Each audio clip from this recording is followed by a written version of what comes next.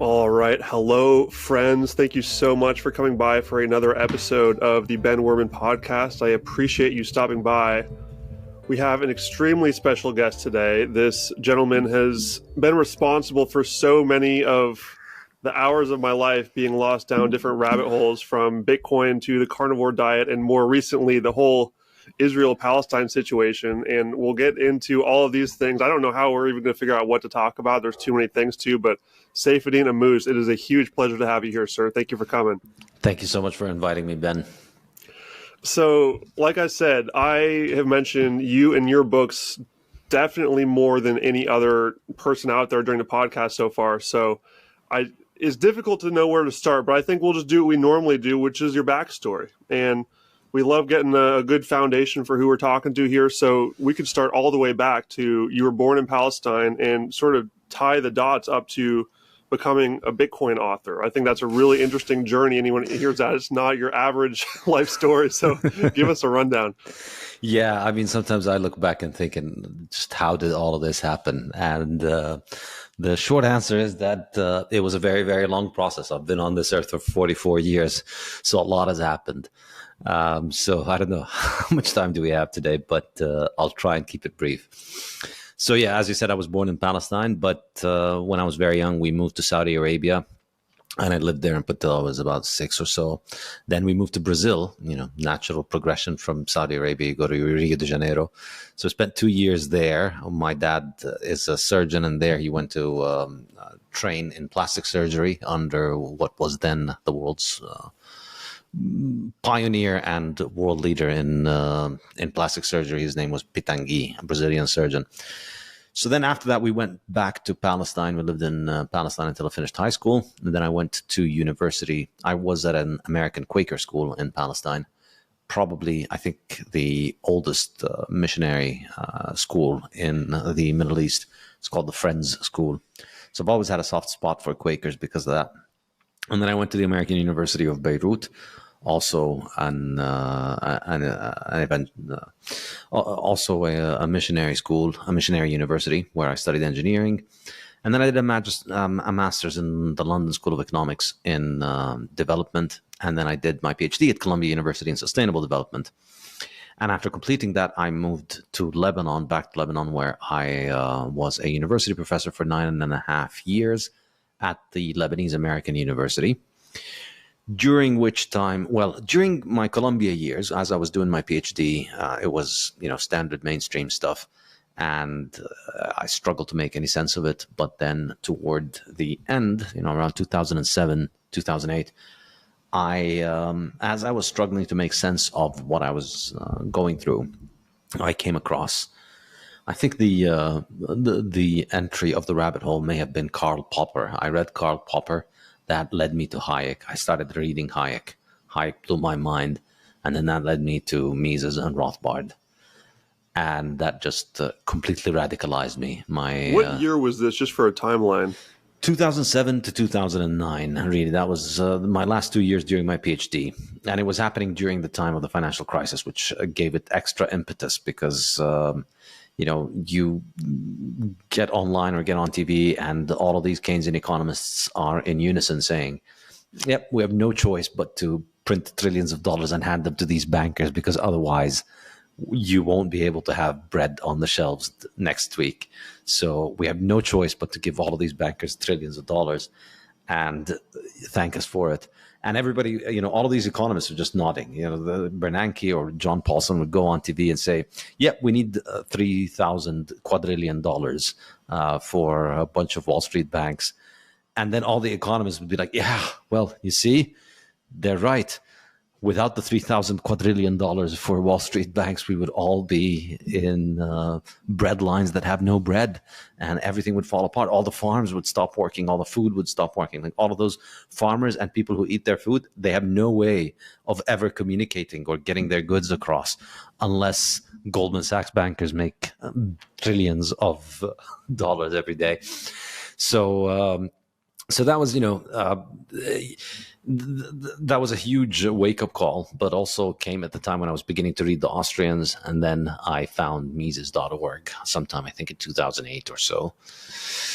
Yeah, 2008. And made it more difficult for me to finish my PhD, because at that time, I was thinking of this in terms of, oh, wow, wait until my committee reads all about this. They're going to be so excited, because this is really interesting stuff that is going to help us figure out how to stay away from all of these methodologically suspect economic ideas. And, that turned out to be very naive and innocent, because modern universities, people don't really have, how do I put this? There isn't really much in terms of intellectual work going on. It's just basically write whatever you need to write in order to get into, in order to get published, in order to get a job. And nobody is interested in having actual real debates on intellectual questions. So it created a whole bunch of problems for me, delayed my graduation. I had to rewrite a lot of my thesis. But then eventually I did get the PhD. And then I moved to Lebanon, where I was teaching economics. And at that point, I became pretty radicalized as a gold bug. And I thought I was going to be in Lebanon maybe for a year or two while I figure out what I want to do, because probably academia is not for me. And the initial plan of what I wanted to do, this was what I was focusing most of my time on in 2010, 11, and 12, was to basically build a gold-based Bitcoin. In retrospect, I kind of came to the conclusion that the way to fix this mess is for people to have gold, and the way to have gold is to build an app where people are able to move gold around. And the way to do that would be to have the gold stored in cold storage, effectively, in Switzerland. And then, when people send us money, we buy gold, and then they have the gold in Switzerland, and then we can move it around between network members where the gold doesn't move. But on your app, you see that your gold is moved. So it's kind of like Bitcoin, but instead of having magical imaginary coins in the sky, you have real physical gold bars in a Swiss vault. But sadly, spent a lot of time and money on this in 2011, 12, and 13. When I knew about Bitcoin, I'd heard vaguely about Bitcoin, and I was ashamed to say it, but I was very, very Peter Schiff at that time. I was basically every single stupid argument you've heard Peter Schiff make today, I used to make at that time. And I used to think, well, the Bitcoin thing is interesting, it's nice, but clearly it's not going to work. And I had this exact really, really dangerous thing that I've seen so many people when it comes to Bitcoin, which is it's maybe the most expensive mistake of my life, which is, yeah, I know why Bitcoin won't work, so therefore I'm not going to be wasting my time getting into learning about the details of it. And that, that was the phase from Bitcoin under $1 to Bitcoin over 1,000, basically, where I was just sitting there and thinking, yeah, well, it's not going to work. So eventually, around 2013 is when I started to realize I'm an idiot, and maybe I should be paying attention to this stuff. In particular, it was in 2013. Two things, I think. Well, three things. First of all, the price kept going up. And so I remember in 2011 thinking to myself, this is a cool idea. And I remember reading an article, I think it was Wired magazine that wrote an article about Bitcoin when it hit $1. Or maybe Slashdot. No, I think Slashdot was earlier. But anyways, I remember reading an article saying one Bitcoin hit $1. And I remember saying in 2011, I was going to New York for a summer job.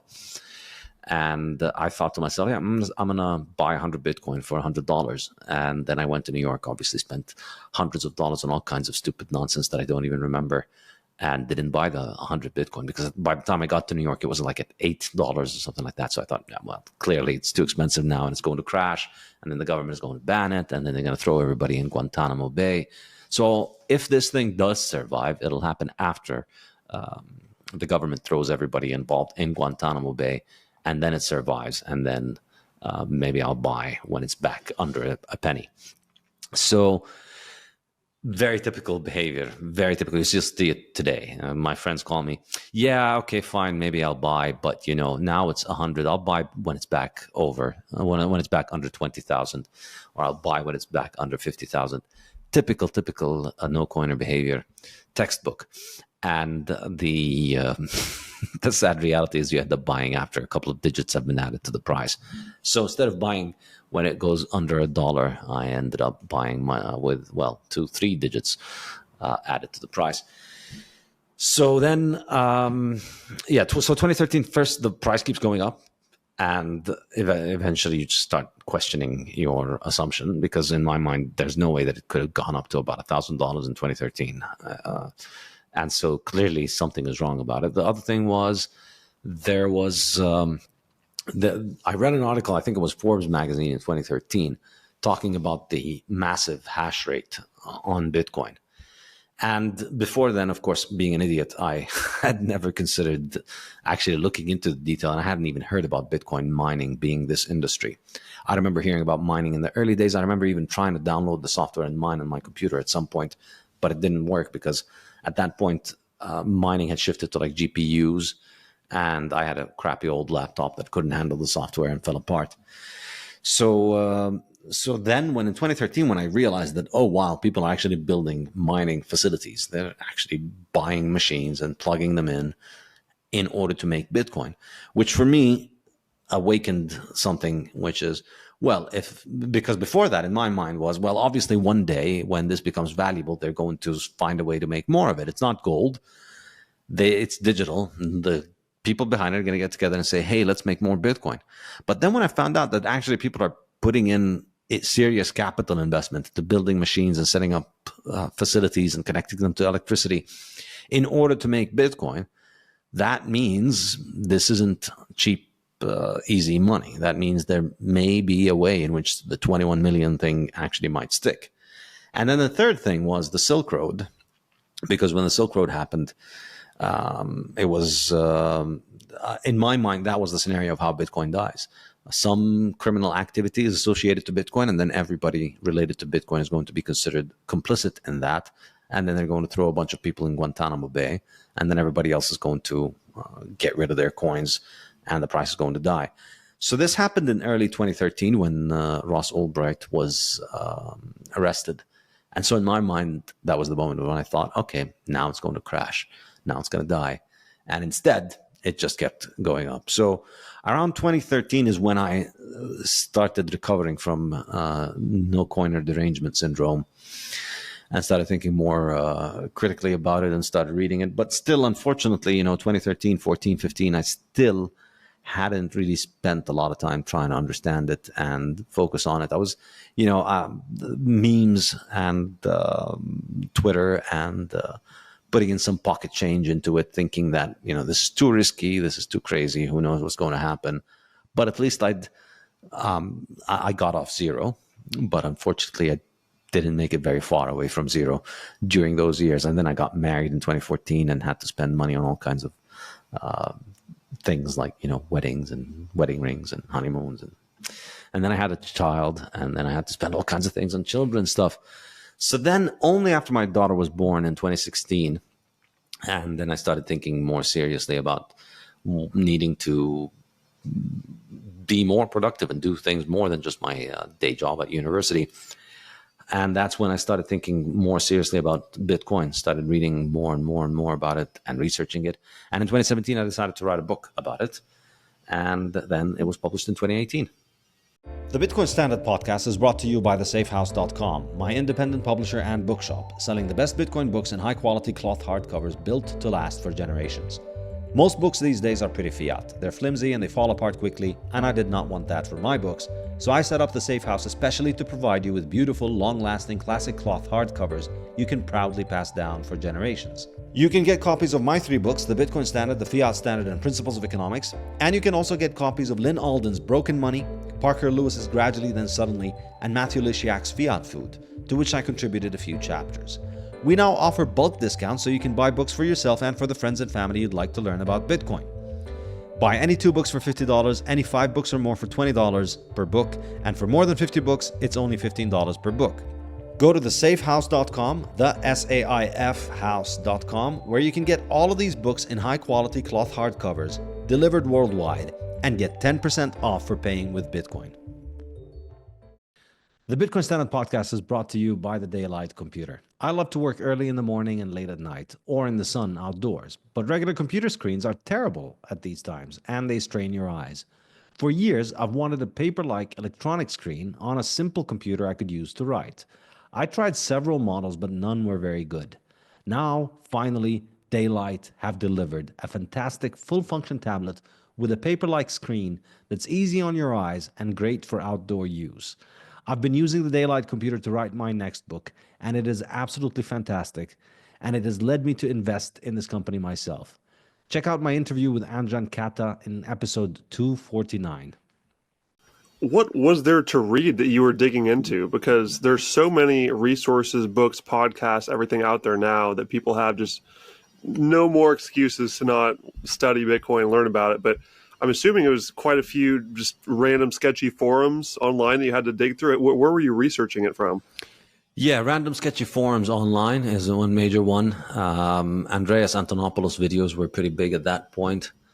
And there was that book written by a bunch of computer scientists, I think at Yale. I forget the exact name of the book. Cryptocurrency Technology. That was I forget the name, but there was a book that was, I think, 2014 or so, that explained the technical aspect in a way that was pretty useful, which helped me. But yeah, there weren't a lot of resources, which is why it was very easy to believe silly things, because it was just there was a lot of uninformed people online making very bold predictions about it, and it was difficult to tell apart the signal from the noise. But with time, more and more content started to come around. Oh yeah, and of course, well, I should mention perhaps the most important resource I came across at that time was the Satoshi Nakamoto Institute, Pierre Rochard and Michael Goldstein, and it was truly mind-blowing because very few people had thought about Bitcoin. Well, maybe not few. At the beginning, a lot of people had, among the small number of people who had been working in Bitcoin or had related to Bitcoin, that they'd thought about the idea of the fixed supply money and how significant that is. But nobody quite formulated what we today know as toxic Bitcoin maximalism in its purest, raw, free-based form, quite like Michael Goldstein and Pierre Rochard around that period. So 2012, 13, 14, they wrote a bunch of blog posts. Basically, everything you need to know about Bitcoin. It's just very brief. And they had another guy who was working with them at that time, Daniel Kravitz. He termed the coin hyper-Bitcoinization, which was very powerful as an idea at that time, because it really drove the point home that this isn't just going to be a side project for nerds. This is going to be serious business. So that really helped me begin to formulate. I came across it, I think, in 2015 or so, or 14. I can't remember when exactly I came across it, but around that time. And that really helped me start to see things from the perspective of Bitcoin as hard money and the impact that Bitcoin can have on the world. And, I'd already, most people, I would say, they come into Bitcoin thinking about it, say, from a computer science perspective in the early days, or more recently from a gains perspective. For me, I think I was one of the few people who had come at it from the Austrian perspective, where the most interesting thing for me from day one was the fact that this is a money supply, that it's fixed, that the supply doesn't grow. So I already knew how much of a big deal that would be before I ever heard about Bitcoin. I was a gold bug, and I had a lot of the ideas that you read about in the Bitcoin Standard were already formulated in my mind before Bitcoin came about.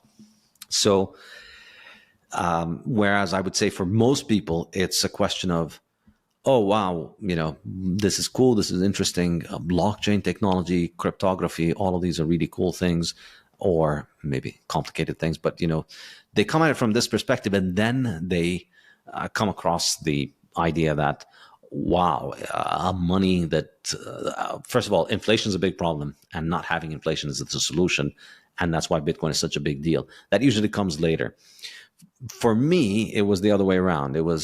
I understood that this would be a big deal, but being a deranged no-coiner, I hadn't spent the time trying to understand why it could actually work.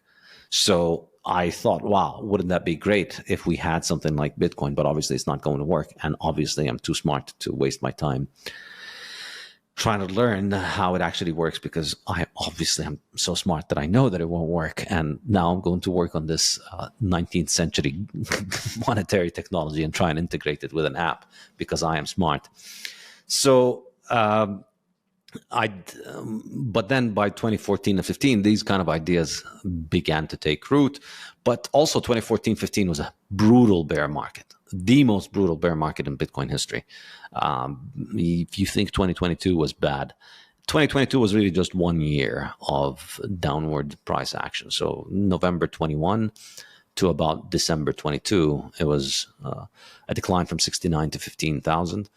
But afterward, it flattened out and it kept going up. Well, back then, it was a decline from about 1,200 down to 150. So almost 90%. And it dragged on for about 2 years. So from November 2013 until around, I think, the bottom was probably around November 2015, if I'm not mistaken, but something in that range. So it was very brutal. 2014 and 15, I'm astonished at the fact that I stuck around, because I think a lot of people sold, gave up. And sadly for me, I didn't pay enough attention during that time, and I didn't stack a lot, because all you could hear was Bitcoin's dead, Bitcoin died, Bitcoin's failed, Bitcoin is not going to work. And, we didn't have Bitcoin Twitter out there putting hair on our chest and telling us to tell the no-coiners to have fun staying poor and keep hodling. So it was a pretty brutal time, during which I didn't really pay enough attention during Bitcoin. I was trying to get my own job in order. But then things started to turn around in 2016 when Bitcoin started to go up, and I had a child, so I started to think more seriously about what I need to do with my life. And then in 2017, I started to work on the Bitcoin Standard. Amazing. One of the staples of this podcast is that we never get tired of asking the most simple questions, because you never know who's listening. So I want to hear it straight from you. What is Bitcoin? Mm-hmm. How do you explain this to people? Bitcoin is a peer-to-peer software that operates a payment network that runs with its own inflation-resistant currency and allows you to transfer money anywhere to anyone else on the network, anywhere in the world, without having to go through any trusted third party and without having to go through any political institutions. That, for me, is Bitcoin in a nutshell. And then I would go through a more detailed explanation of what we mean by a peer-to-peer network, what we mean by open source software. That's another one that I would add to it. I think it's important. So what do we mean by open source software? What do we mean by peer-to-peer network? And then I'd say, the fact that it's permissionless and doesn't have a trusted third party is why it is effectively the fastest form of money in the world that allows you to have final settlement of financial assets in the fastest period of time. And secondly, and the most important thing about Bitcoin, is the fact that the currency supply is fixed, means that it won't increase in supply unpredictably, and that means that it kills inflation, and that makes it the hardest money ever. And then I get into describing why hard money is such a big deal and what the implications are. Yeah, and I think that's a good opportunity to inject what the problem is that we're actually trying to solve here. Because I think that we look around the social media landscape and our friends and family at the gatherings and people talking about what the problem is. It's always some political fight, left versus right, or capitalism bad, rich people bad. At least that's all I hear from the Northwest, where I'm from in Seattle. It's very left blue over there. I think you and I would agree, largely because I got this from reading your book, is that central banking is the real problem here. I know you really talk about central banking being the biggest problem on earth. So could you flesh that out a little bit? What is, like, most people, I think if you just talk to them on the street and ask them, hey, explain central banking. What is it? People won't even know where to start. So how do you start explaining the problem that Bitcoin fixes? Yeah, I think most people have very little idea about what central banks are and what they do. They think they're just government institutions, like the DMVs, Department of Education, the police department, the fire department. It's just, public servants out there trying to do their best. And if you're going to have some kind of libertarian leanings, you may be a little... you may be a little bit skeptical of the efficiency of using the central bank for this, but never, well, not never, but I think for most people, it's never too critical of what the central bank actually is and what it really does. But as far as I'm concerned, and I say this repeatedly, and I don't think it's hyperbolic at all, it really is the biggest problem in the world, and it is at the root of the vast majority of the world's problems. I think there is no such thing as an economic problem that isn't related to inflation. All of the things that people think of as economic problems are consequences of inflation. Unemployment is caused by inflation. Prices rising is caused by inflation. Because by inflation, I mean an increase in the money supply. That's the correct definition. So prices rise, jobs get destroyed, business cycles happen, financial crises happen, governments go bankrupt, currencies collapse, all of those things. You think of them as different things, and you grow up, if you're getting educated or miseducated under a Keynesian system, you treat those things as if they're natural disasters.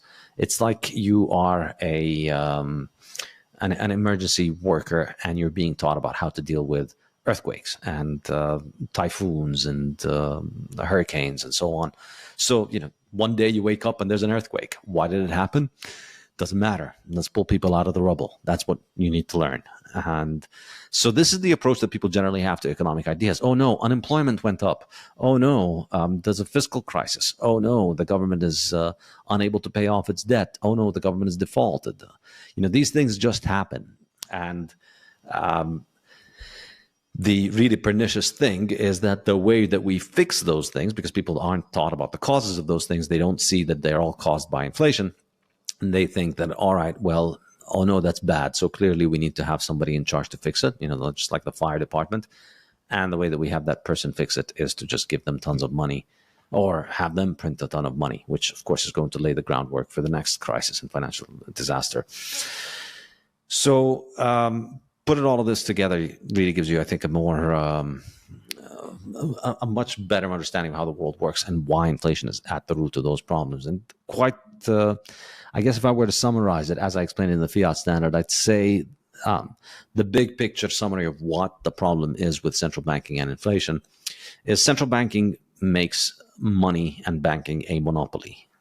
So you cannot compete with your government's central bank and its banks. You can't decide to open a bank tomorrow that runs on gold, for instance, because you won't get licensed by the Federal Reserve. The Federal Reserve only licenses fraudulent banks that use fake fiat inflationary money. Because if it licenses one bank that isn't fraudulent, that just offers people normal banking services where you just hold people's money and don't create money out of thin air and don't devalue their money, it would drive all the other banks out of business. In fact, a few years ago, there was a bank that wanted to do nothing but it was called the narrow bank, which in economics, narrow banking refers to the idea of just basically running a safety deposit box for people. You take money from people, you put it in a box, you hire armed guards to make sure that nobody takes the money from those boxes. And then when people want to take that money out, you give it to them. And in this case, they were taking their reserves, putting them at the central bank, getting that was their business plan. They were going to put the reserves in the central bank and then pass on the central banking interest rate to their depositors and make a spread. That was it, which is a dream. If you could have something like this, just so much of the U.S. Capital markets would go to something like this, because vast majority of people don't want to gamble with their savings. And if you're able to get the Federal Reserve's interest rate without having to go through a lot of risks, I think it's attractive for a big chunk of people's portfolios. Not all of people's portfolios. You're still going to want to have some stocks. You're still going to maybe want to do private equity. There will be parts of your portfolio that you won't do, but there will be parts of your portfolio where you would want to just have wealth preservation. So they didn't license that bank. And Caitlin Long has also been trying to get something similar. I was going to mention her. That's exactly what I was going to say. Yeah, and again, she's not having an easy time trying to get that. And the reason for this is not because those banks would be dangerous to the depositors. It's because they would be dangerous to all the other banks. Why would you put your money in these fraudulent institutions like JP Morgan or Citibank, who are holding on to a tiny fraction of the money that you give them and who could collapse at any time, when you could just go to the Federal Reserve, which is a lot safer than going through those banks? So then if you did that, everybody would take out a lot of their wealth from other financial institutions and financial instruments and just put them in that kind of bank. So you can't be having that. So you have to have a monopoly that prevents people from using responsible money, so that everybody is forced to be using the inflationary money so that they can be robbed from inflation. So that's the kind of big picture understanding of what the monopoly is. And then the problems, I would say, as I was describing the Fiat Standard, you can see there are two aspects to the problem. On the one hand, the first aspect of it is the fact that because the government and the central bank are able to devalue the currency, they're constantly robbing the people of wealth, which is terrible for people because it's making them poorer and poorer and taking away their wealth and compromising their ability to provide for the future, compromising their ability to save for the future. On the other hand, the second part of the problem is that wealth being constantly stolen from people and being given to the government gives the government an enormous amount of power and control over society, because it's constantly taking away your saved monetary energy and therefore constantly making you poorer and constantly making itself richer. So this is why in the 20th century, as I explained in the Fiat Standard and the Bitcoin Standard, we just have a long-term process of decline in savings, decline in financial security, decline in people's ability to think for the long term, increase in economic uncertainty on the one hand for individuals, and then on the other hand, an increase in state power. And you can't understand that without reference to the money printer. The money printer is just a constant tax on normal, productive people doing moral things, and a constant subsidy to people in government who are not doing, I would say, moral things, because they're relying on taxation, which in my opinion is immoral, and inflation, which is also immoral. So you're taxing the productive to finance the unproductive, but it's done at a scale of decades across the entire planet. And that, for me, is at the root of the vast majority of the world's problems, because this makes war a lot more affordable. This makes all kinds of government programs a lot more affordable. This turns politics into, as Mencken used to call it, an auction on stolen goods, where if you and a bunch of people can get together and vote on stealing stuff, then you can steal it. And you can steal it very easily because the government has a lot of money, because it can print money. So it can finance, well, first of all, it can steal for you through inflation. And secondly, it can steal for you through inflation financing jackbooted thugs who go around and steal for you. And so all kinds of barbaric and uncivilized behavior become very sustainable and profitable in a modern society because of the money printer. And I don't think it would be workable otherwise without the money printer. So this is really why Bitcoin is so important, because it brings you the possibility of being able to save in something that can't be devalued. And so therefore you get to keep your wealth. And the people who rely on stealing your wealth don't get to keep it instead. This podcast is also brought to you by the Bitcoin Way, your professional Bitcoin IT team offering you personalized, secure, and comprehensive solutions for every step along your Bitcoin journey. The Bitcoin Way offer live concierge service to guide you with your Bitcoin cold storage, running your node, privacy best practices, inheritance planning, corporate strategy, and multi-sig solutions. They don't touch your coins, they guide you through the process of acquiring your coins and securing them. If you'd like to make your setup safer and more reliable, book a consult with them and see what they have to suggest. If you want to give someone the gift of Bitcoin, get them this professional service that will ensure they start off knowing exactly how to manage their coins and not lose them. Go to thebitcoinway.com and start Bitcoining more confidently. Yeah, and circling back to the timeline we laid out of the teen years, 2013 or so, that was when I was freshly going into my Fiat University right there, 2013, 2014, to go straight to that Econ 101 class for those easy credits where they were teaching me exactly that. You got to have 2% inflation. It's good for you. It's amazing. Safe and effective. Safe and effective. Yeah, it's just, and it's so crazy how this is just so stapled into everyone's mind that it's normal to have this random inflation number. Most people don't even think of it, but the people that do think about it and read the economics magazines, they just hear this number and they say, okay, that works. And one of the preliminary things that people must believe in order to fall for that is that deflation is a very scary, bad thing. So could you explain maybe what deflation is? It's obviously the opposite of inflation by name. What is this idea of deflation, and how could a deflationary currency like Bitcoin actually change people's lives? Yeah, well, so the term deflation may not be entirely accurate in the case of Bitcoin. Bitcoin is inflationary in the sense that the supply is increasing and the supply never goes down. Deflation, I think the correct terminology for it is the correct terminological definition of deflation is a decline in the money supply. Now, the Keynesians call inflation an increase in prices and deflation a decrease in prices. I don't think that's accurate, but language is all about convention. So for me, the Keynesians have succeeded in destroying the usefulness of the I word. It's just better not to use the word inflation, which is why if you go through my books, you'll see that I don't use that term often, that I usually try and distinguish between an increase in the money supply and an increase in prices, because otherwise you're just stuck arguing about this terminology. So putting aside the term deflation, the key thing about Bitcoin is that the supply doesn't increase beyond what has been scheduled, and that there's a fixed supply. So the supply growth rate is constantly declining. Currently, we're already at 19.7, I think, million Bitcoin. So there's only 1.3 million Bitcoin to be mined over the next century or so.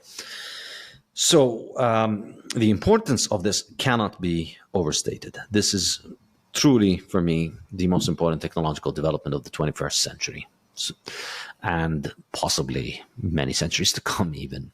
I don't think people quite understand just how enormous it's going to be. And the reason for that is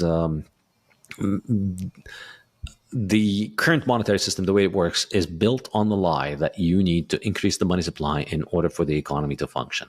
It's such an elementary lie, and honestly, I think it's a great IQ test.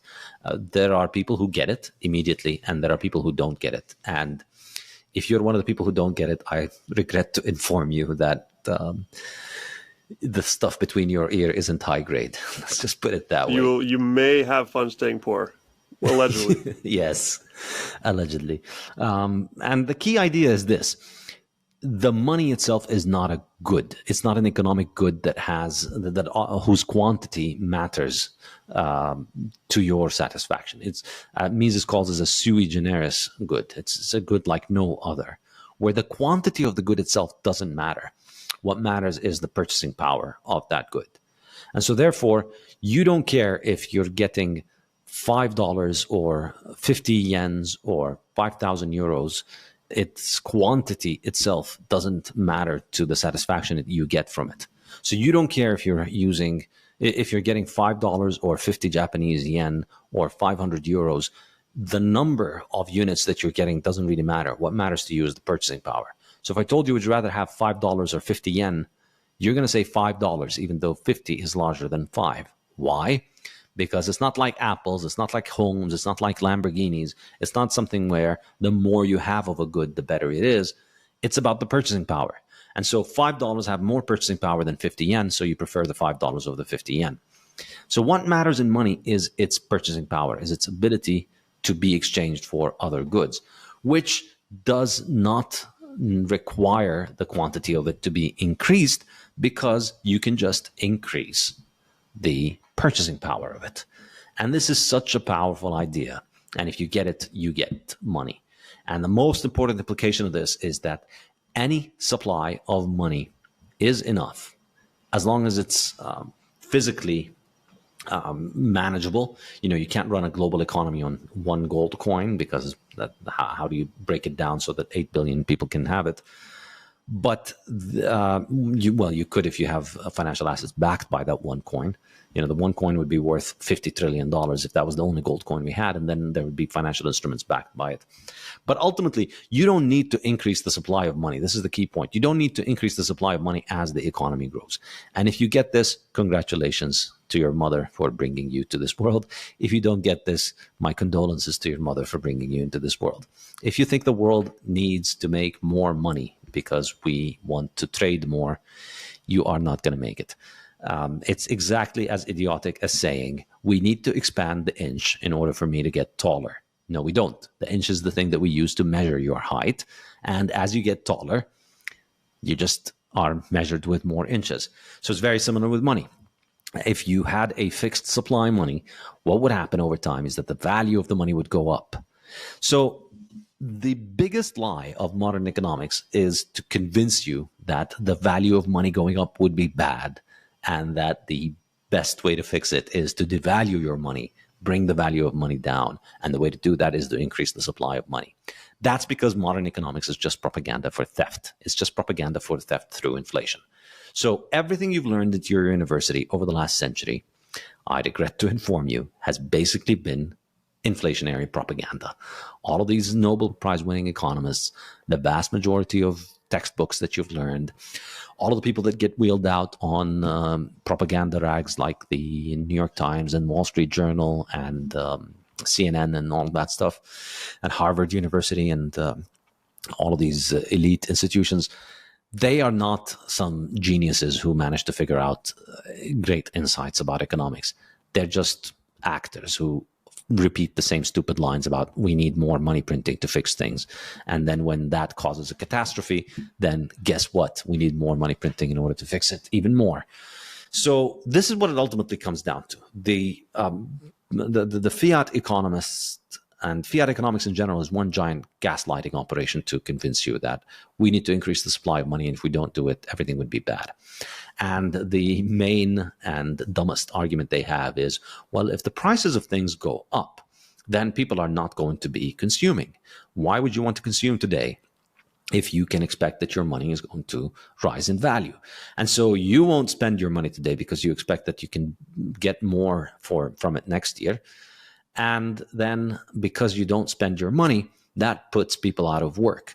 So your local restaurants and nightclubs, they'd all go out of business if people stopped spending, because they expect that their money would buy them more next year.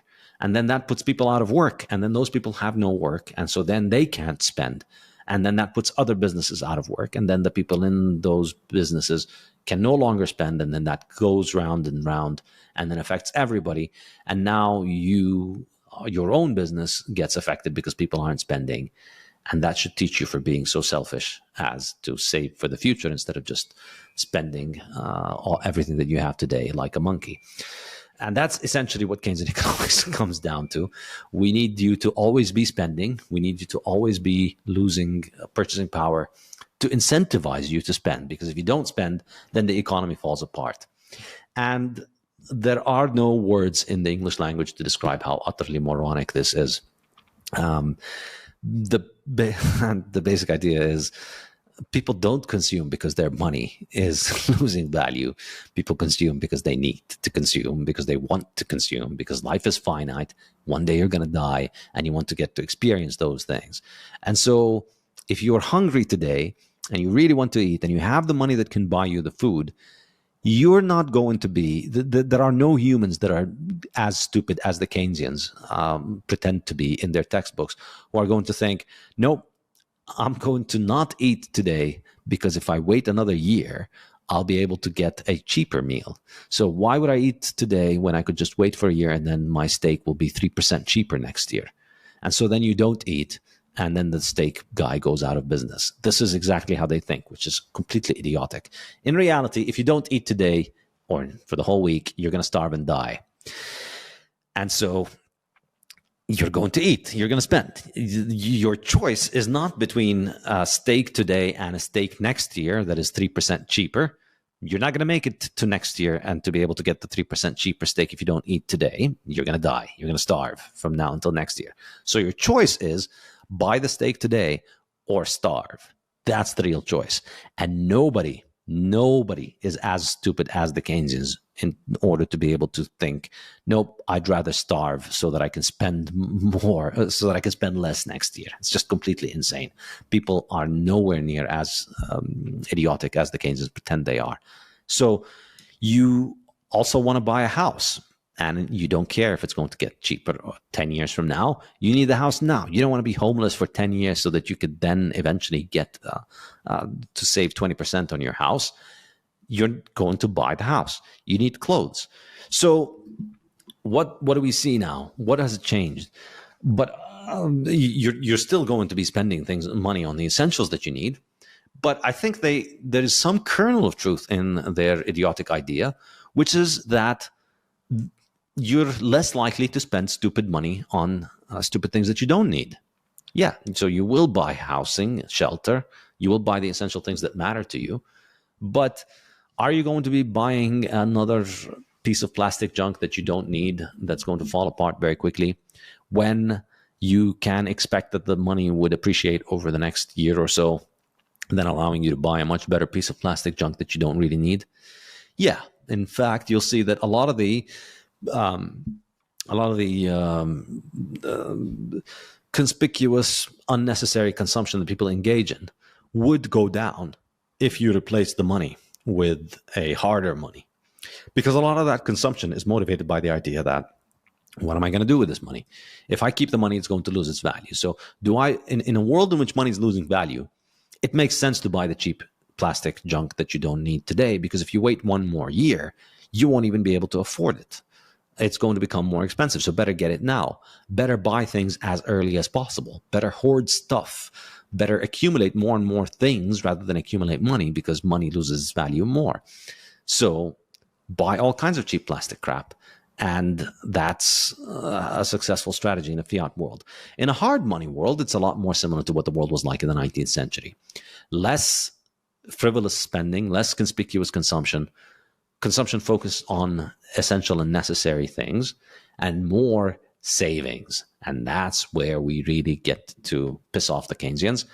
People would be able to save if the money was hard. And of course, this is a nightmare. If you're a kind of parasite who lives off of robbing people's wealth, then them being able to save in a form of money that it resists inflation makes things very, very hard for you. It's very difficult. So that's why there's an enormous amount of stupid propaganda against savings, trying to present savings as if they are this sociopathic act, as Keynes described it. You know, when you save, so selfish, and they're not investing in the stock market. How dare they? Yeah, you should be out there buying stupid crap that you don't need in order to put people into work, and so that they'd have jobs producing stupid crap that nobody needs, and investing in companies that you don't understand so that they would have money to invest in all kinds of things. That's much better than saving, according to the Keynesians, because when you save, the money is just sitting there and doing nothing. And that's also very, very dumb.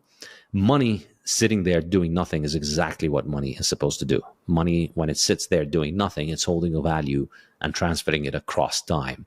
That's an enormously valuable good. In fact, that is the world's most valuable good as measured by total addressable market.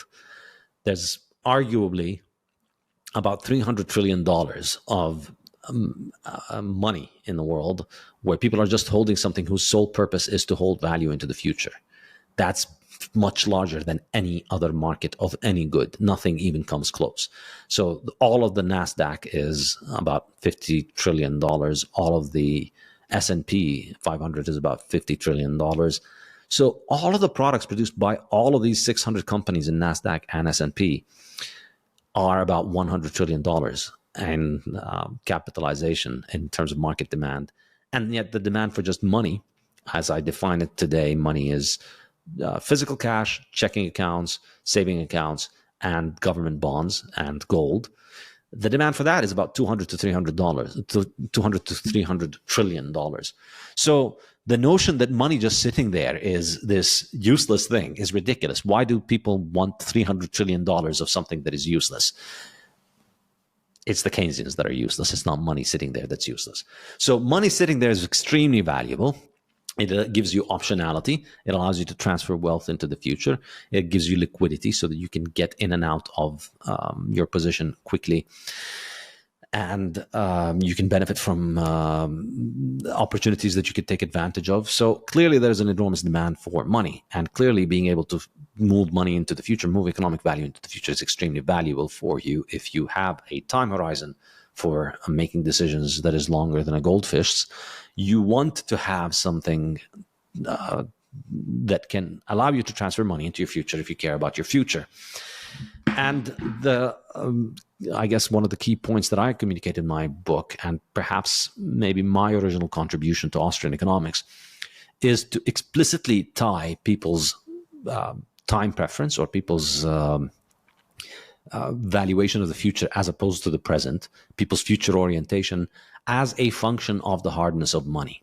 I think this is a very compelling thing, that as the easier the money is, the less good the money is at holding on to its value, the more the money loses value over time, the less people are going to be thinking about the long-term future, and the more their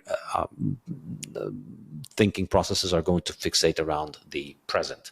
On the other hand, the harder the money is, the better the money is holding on at value into the future, the more reliable it can provide for your future self, the more it drives you to think about your future self.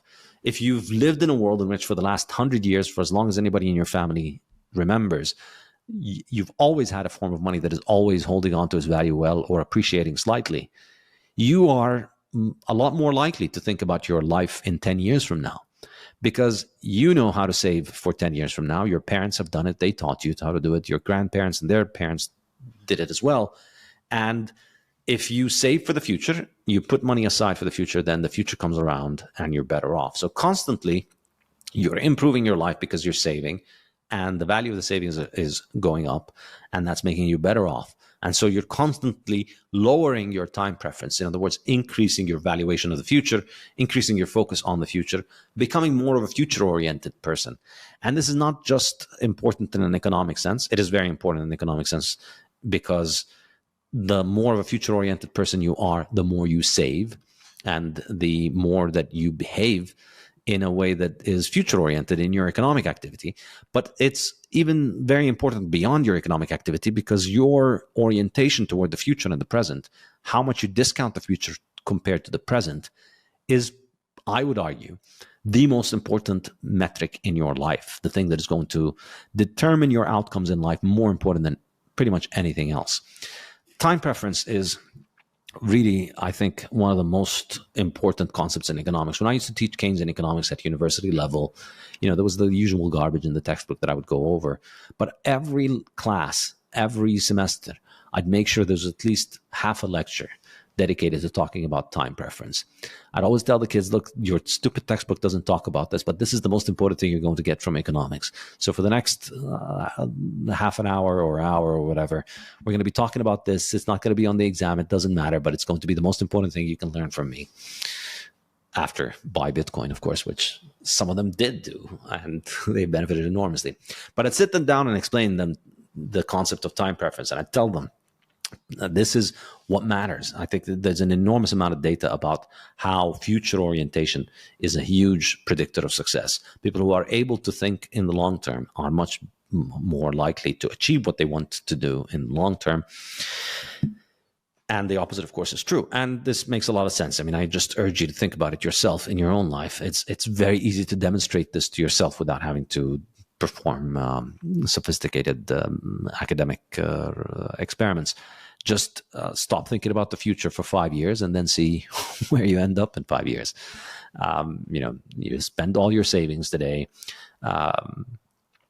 behave in a high time preference manner with all of your relationships. So instead of behaving in a way that maximizes your long-term friendship with people, instead of behaving in a way that maximizes their happiness and yours in the long term, trying to and maximize the benefits you get from the friendship now. How's that going to make you behave? If you discount your friendship with a guy from 5 years from now, you're much more likely to cheat them. You're much more likely to steal from them. You're much more likely to assault them, abuse them, do all kinds of horrible things toward them. And that's just how it really is. When the money is losing value, all kinds of horrible behavior is incentivized because people don't care about consequences. And that's why society falls apart under hyperinflation.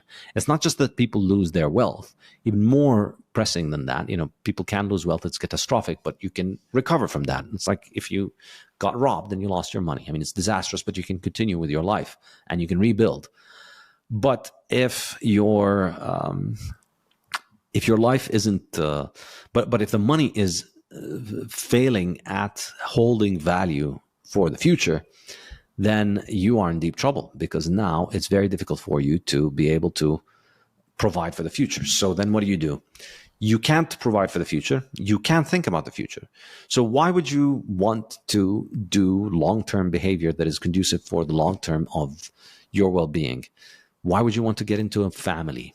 How do you provide for a family in 10 years, 15 years, when you don't have an easy way of providing for yourself in 10, 15 years? You become much more likely to commit crime because you discount the possibility of going to jail, because that's a future thing. The present is, I want nice stuff now, and so I'm going to go and commit a crime to get the nice stuff. And yes, there's a chance that I get caught, but that's in the future. And that's really what high time preference behavior is. And really, human civilization is the process of our time preference declining.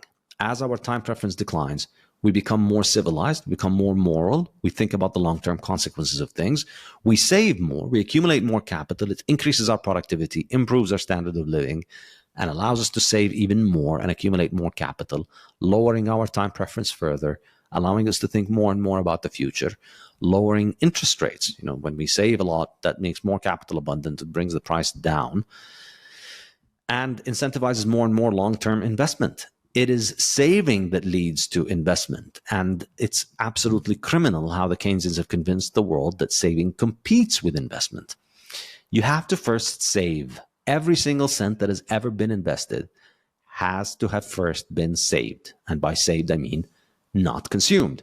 First, you have to not buy the consumption good and save the money. And then you have to deploy the money in an investment. Even if that time period was 1 second from the time that you got the money until the time you deployed it in an investment, you saved it. First of all, you didn't consume it. So only through saving do we have investment. You have to first save.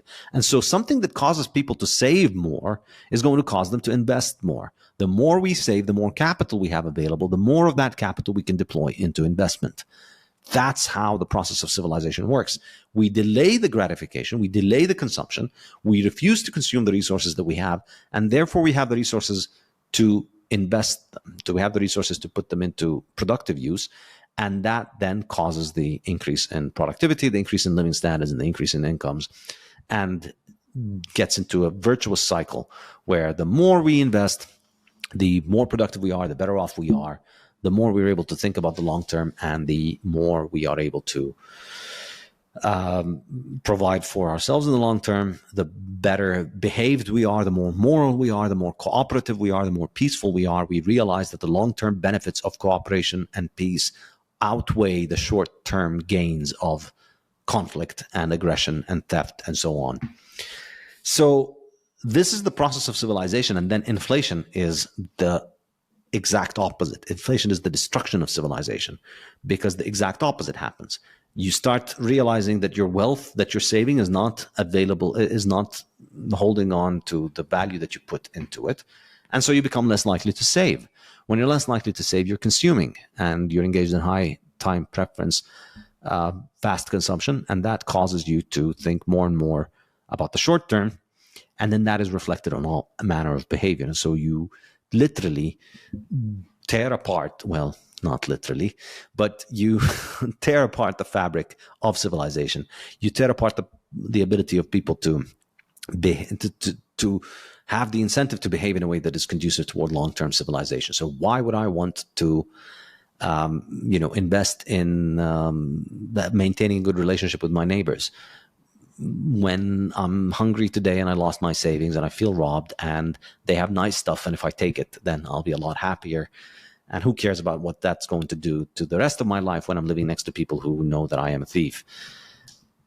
So you get more of these conflicts, you get more of the immoral behavior, degenerate behavior, all kinds of behavior that doesn't lend itself to good long-term outcomes.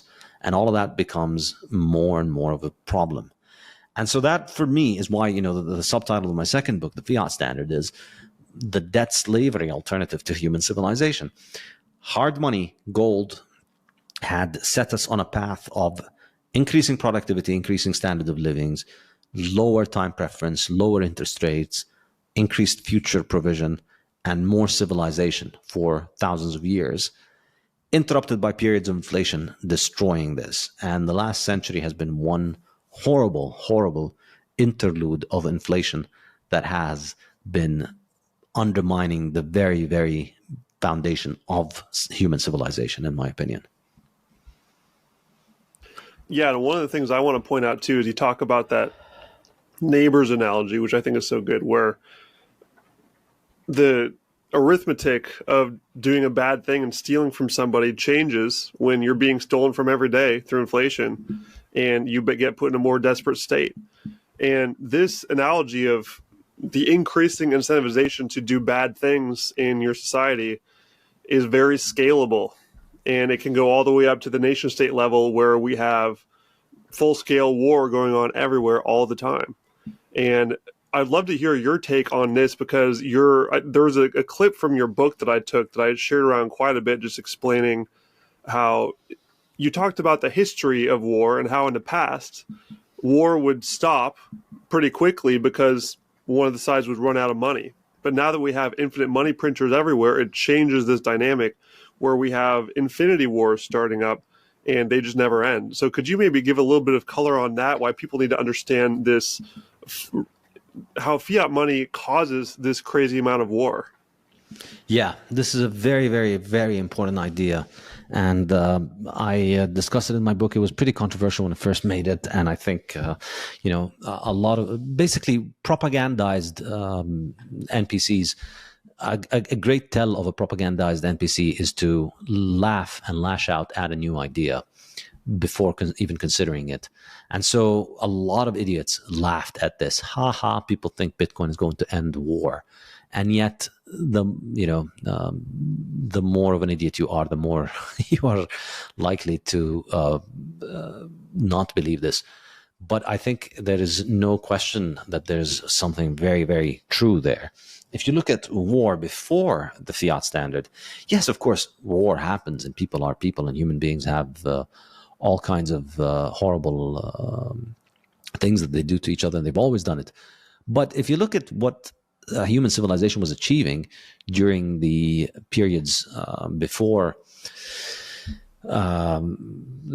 fiat money, particularly if you look at Europe, European war was becoming more and more civilized. And the norms of war were being developed where civilians stayed out of war and wars were being fought between professional armies. So professional armies would get together and they would fight in a battlefield. And the reason for that was that it was extremely dangerous and expensive to attack civilians, and it was extremely dangerous for your political success, but more importantly, financially, because you needed the golden goose of the civilians working to pay you taxes so that you could fight a war, because you don't have a money printer. You can't just print money. And so the war by the 18th and 19th century, first of all, you look at the data from 15th to the 19th century, you see that the intensity of war or the percentage of people that were dying in wars was going down.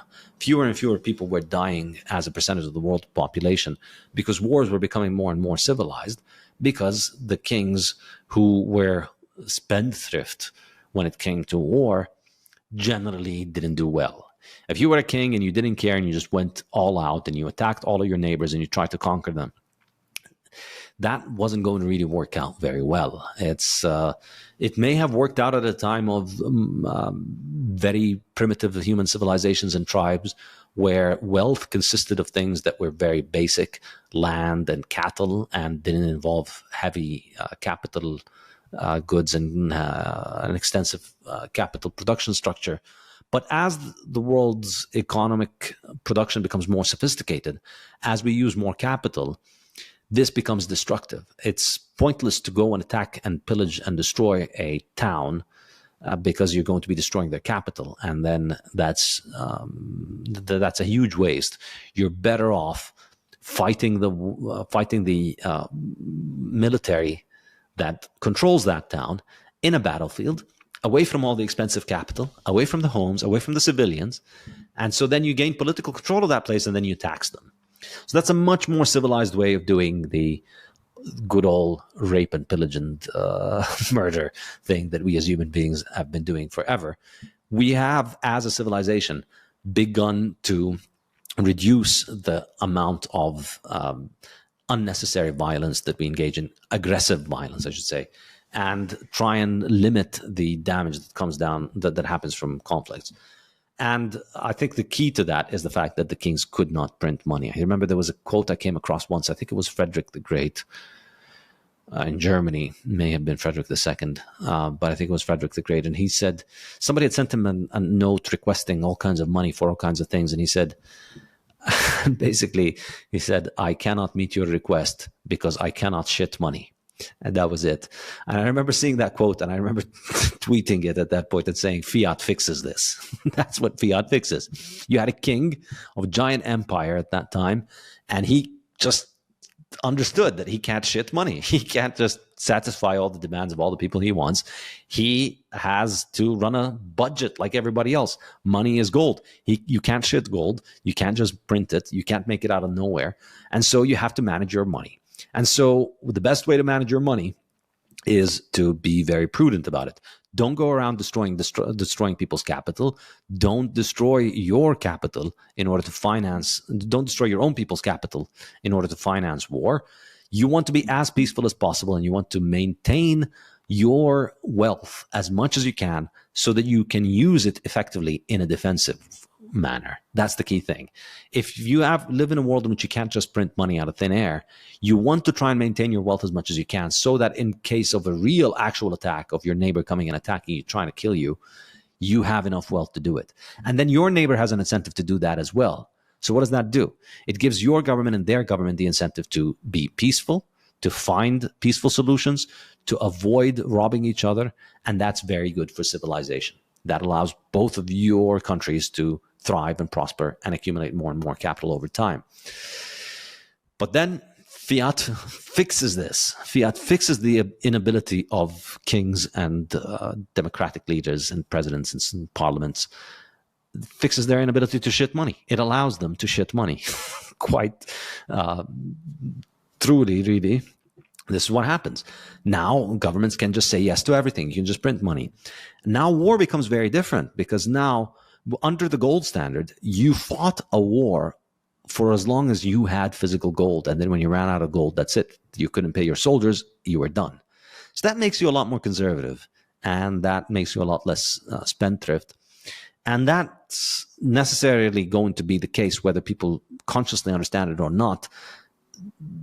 Kings and governments that are very aggressive are just going to blow away their capital and wealth and fight a lot of wars and eventually get destroyed. Whereas people who are able to understand the process of peaceful productivity, who are able to be civilized, who are able to arrive at peaceful resolution, they will accumulate capital. So under the gold standard, we had this economic evolutionary process that rewarded peaceful, civilized behavior, that rewarded more and more cooperation between people and punished aggression, punished war. And then with fiat money, we get the opposite, because with fiat money now, your government doesn't need to it's no longer restrained by the quantity of gold it has. It's restrained by the value of all of the money held by all of the people using its currency. So it's very different. Back then, you had a big pot of gold in the government's treasury, and you had to manage that pot of gold not to run out.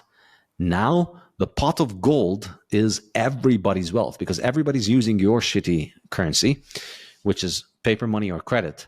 And the supply of that currency is very easy to increase. So as long as people have purchasing power stored in your money, you can rob them by printing more of that money without having to go and take their wealth. Under the gold standard, if you wanted to go fight a war and you ran out of money, you had to send your troops to go put guns to people's heads and search them for their gold to try and collect their gold. That made you very politically unpopular. And basically, it meant another war at home. People don't want to give their money because the king wants to conquer some faraway land so that he can rape and pillage and steal things. So no, screw you. I'm keeping my wealth.